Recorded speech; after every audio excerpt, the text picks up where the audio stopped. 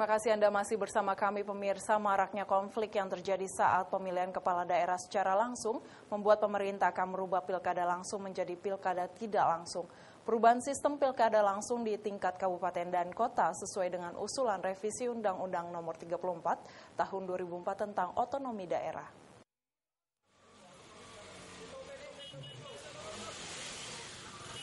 Banyaknya korban jiwa dan rusaknya bangunan di saat pemilihan kepala daerah di berbagai tempat di Indonesia membuat pemerintah pusat berpikir untuk merubah pilkada langsung di kabupaten kota menjadi pilkada tidak langsung. Seperti yang disampaikan oleh Menteri Dalam Negeri Gamawan Fauzi di saat usai memberikan sambutan dalam acara seminar nasional memperingati Hari Otonomi Daerah ke-18 di Grand Sahid Hotel Jakarta Pusat.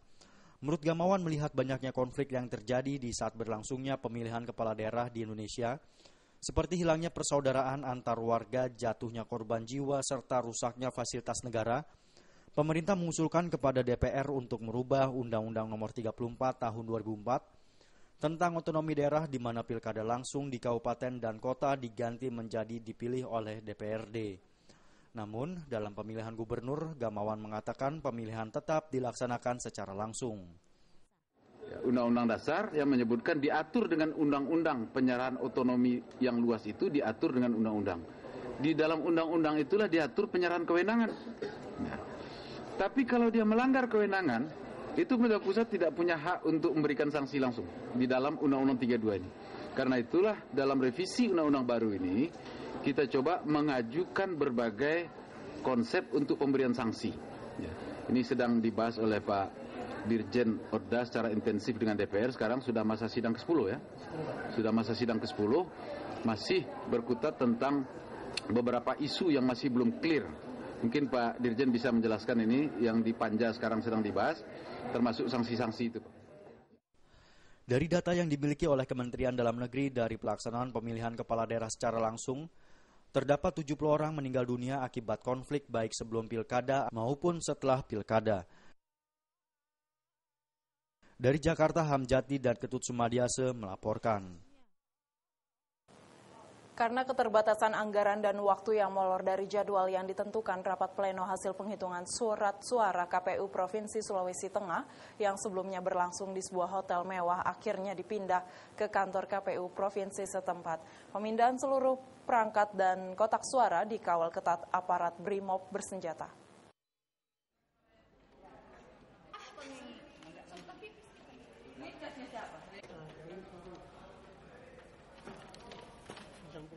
Seluruh staf KPU terpaksa harus mengemas jumlah perangkat perhitungan suara di ballroom sebuah hotel mewah di kota Palu.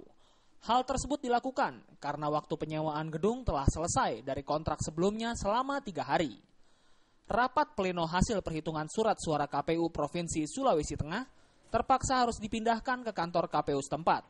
Hingga hari terakhir dijadwalkan, KPU Sulteng baru bisa melakukan perhitungan surat suara sebanyak 6 kabupaten kota dari 12 kabupaten kota yang berada di Sulawesi Tengah.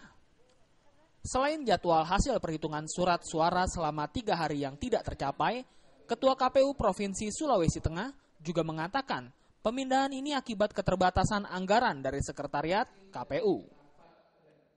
Tapi dengan sesuai dengan jadwal, target kita tidak tercapai. Dari 11 kabupaten kota itu yang sampai dengan 3 hari kita baru bisa menyelesaikan 6 kabupaten kota. Maka karena belum selesai itu setengah sisanya kita selesaikan di kantor. Karena memang ya kontrak anggaran dari sekretariat hanya sampai dengan 3 hari. Seluruh kotak suara yang tersisa dari sejumlah kabupaten dipindahkan dengan pengawalan ekstra ketat dari aparat BRIMOB bersenjata lengkap. Diketahui Sulawesi Tengah mempunyai 12 kabupaten kota dengan geografis wilayah antar kabupaten yang sangat jauh.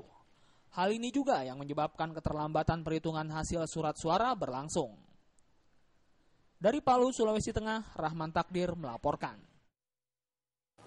Puluhan mahasiswa yang menamakan dirinya Komite Aksi Mahasiswa untuk Reformasi dan Demokrasi Kamerat, Kamis siang menggelar aksi unjuk rasa di depan kantor DPP Demokrat Jalan Keramat Raya, Jakarta Pusat. Para mahasiswa menuntut agar Partai Demokrat mencoret nama Dahlan Iskan dari konvensi Capres karena dianggap telah memaksakan Bank BTN untuk diakuisisi oleh Bank Mandiri.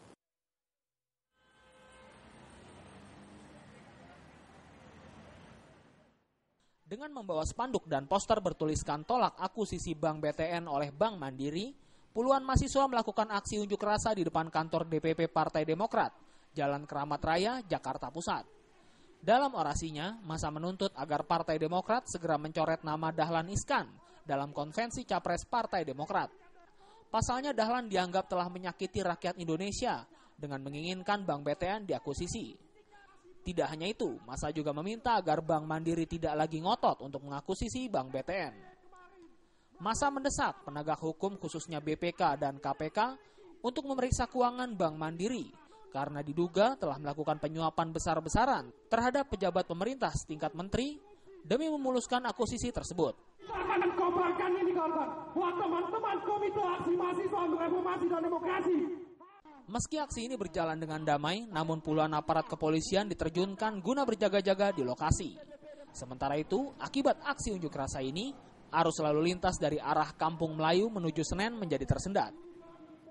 Dari Jakarta, Rizky Nur Muhammad melaporkan. Jangan beranjak dulu pemirsa, di segmen terakhir kami masih memiliki sejumlah informasi, tetaplah bersama kami.